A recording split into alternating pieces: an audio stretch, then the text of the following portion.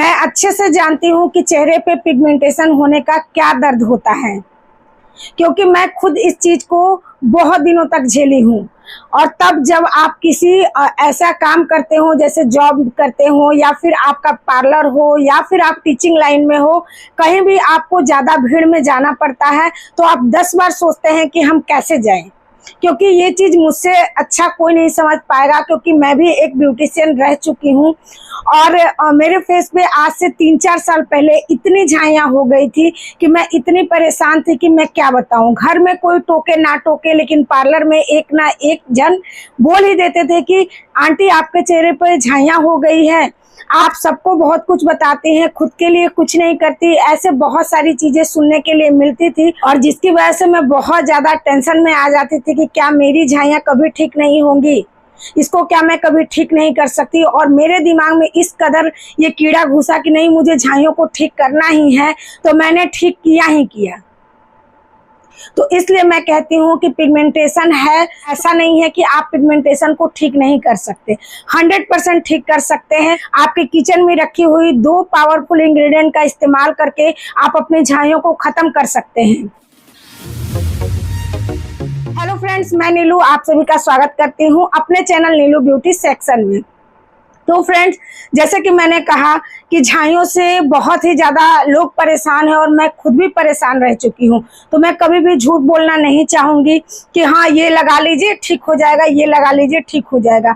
आप शुरू से लेके अभी तक मेरे वीडियोस को जाके देखिएगा, मैंने कोई भी एडिटेड फोटो आप लोग के साथ शेयर नहीं किया, ना ही मैंने कोई गलत रेमेडी आप लोग के साथ शेयर किया है। बहुत सारे लोगों को मैंने देखा वैसलीन लगा लीजिए, वैसलीन में मुलेठी का पाउडर डाल के लगा लीजिए, मेरे हिसाब से बिल्कुल भी सही नहीं है। वैसलीन एक पेट्रोलियम जेली होता है और उसको जब आप अपने फेस पे लगाते हैं तो आपके पोर्स बंद हो सकते हैं, और जब पोर्स ही बंद हो जाएंगे तो आप ऊपर से चाहे कितनी भी स्किन केयर कीजिए, होम रेमेडी कीजिए, वो स्किन के अंदर तक जाएगा ही नहीं।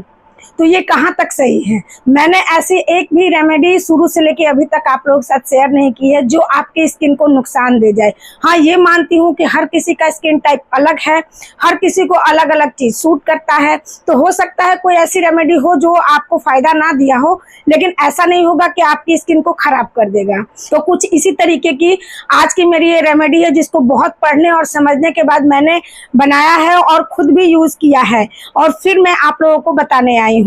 तो चलिए देर ना करते हुए देखते हैं कि वो रेमेडी है क्या, इस्तेमाल कैसे करना है, और हमारे किचन में है कि नहीं है, चेक भी तो करना है।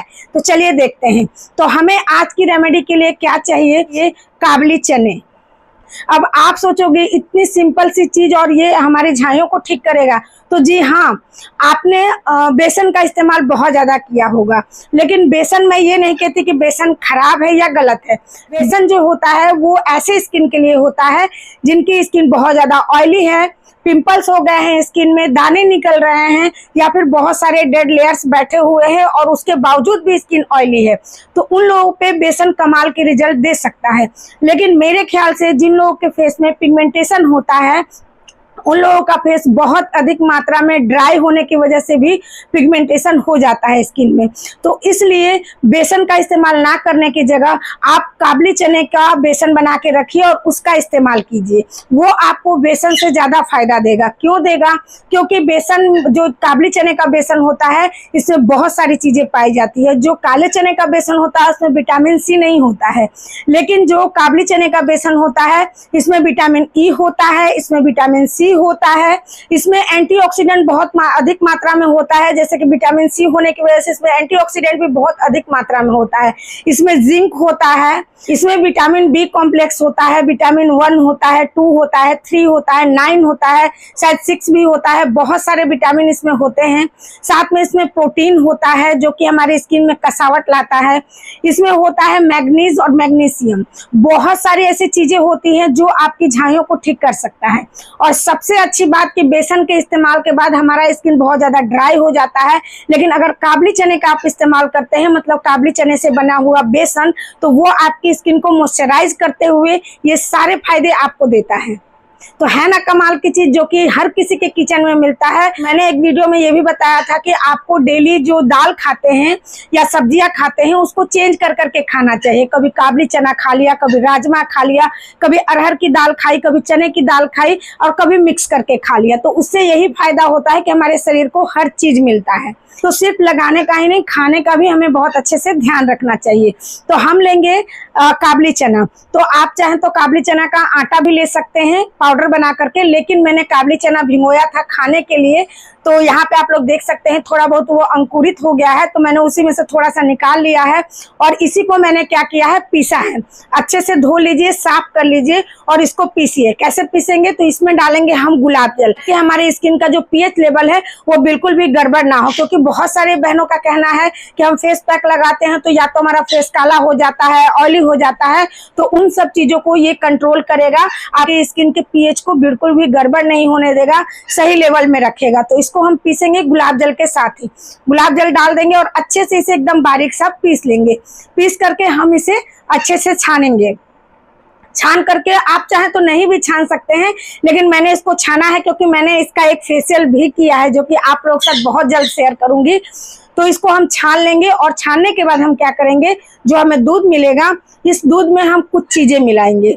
तो सबसे पहला जो इंग्रेडिएंट मेरा होगा वो होगा ग्लिसरीन। ग्लिसरीन के बारे में मैं हमेशा आप लोगों को बोलती हूँ, ग्लिसरीन एक ऐसा चीज है जो आपकी स्किन के अंदर तक चीजों को पहुंचाने में मदद करता है। क्योंकि ग्लिसरीन खुद हमारी स्किन के अंदर तक जाके हमारी स्किन को हाइड्रेट रखता है।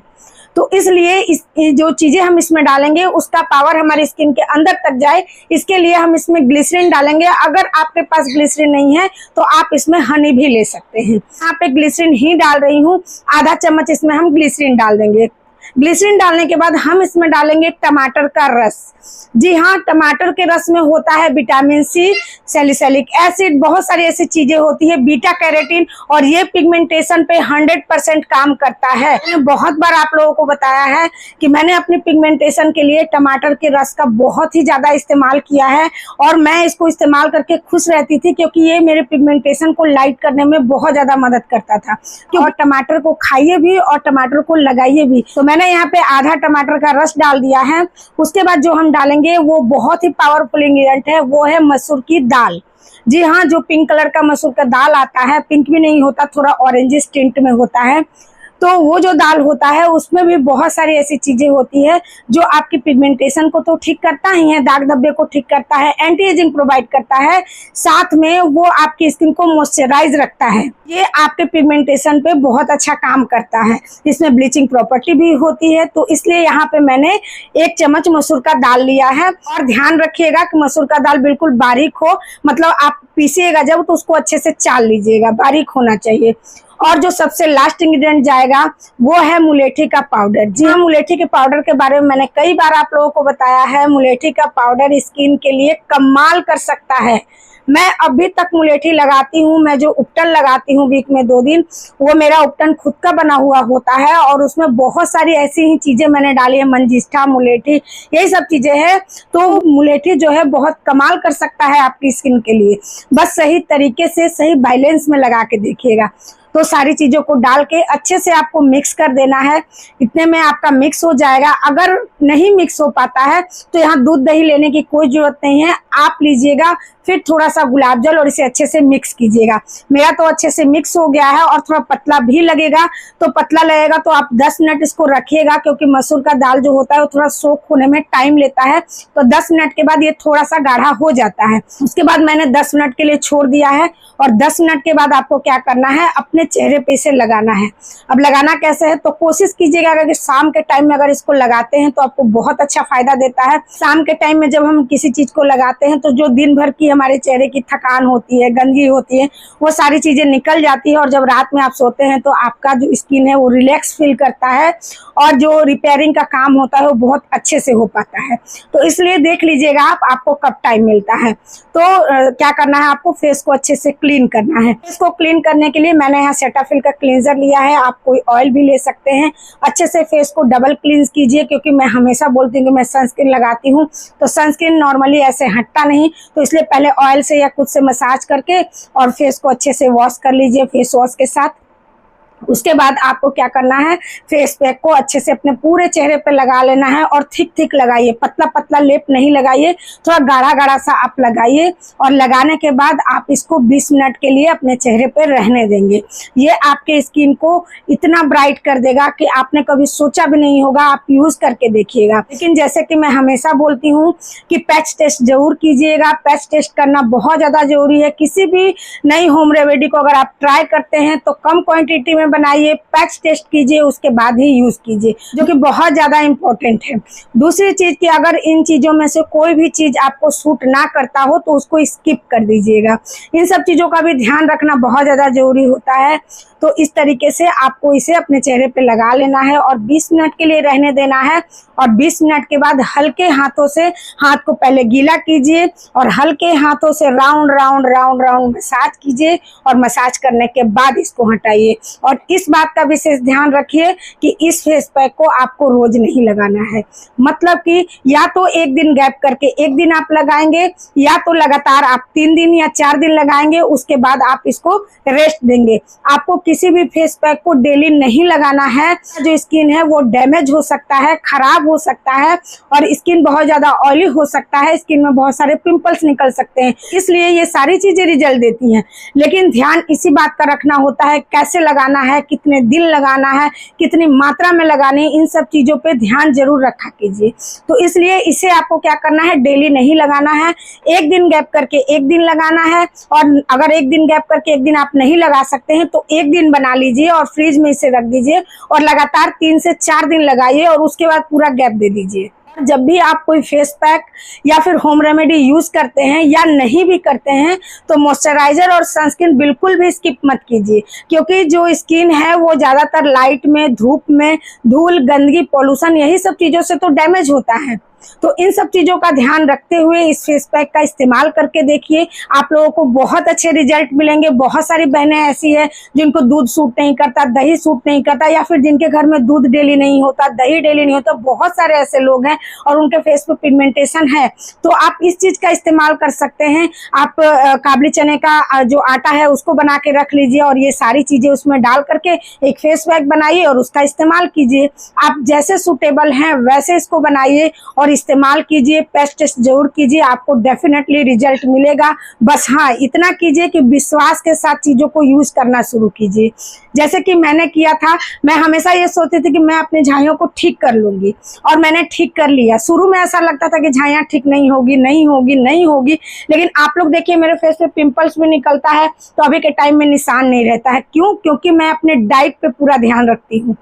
तो इसलिए मैं कहती हूँ कि सिर्फ लगाने का नहीं, खाने का भी पूरा ध्यान रखिए, पानी पीने का भी ध्यान रखिए, सब चीजों का ध्यान रखिए। खास करके आप अपना ख्याल रखना शुरू कीजिए, खुद से प्यार करना सीखिए, सारी प्रॉब्लम्स चली जाएगी।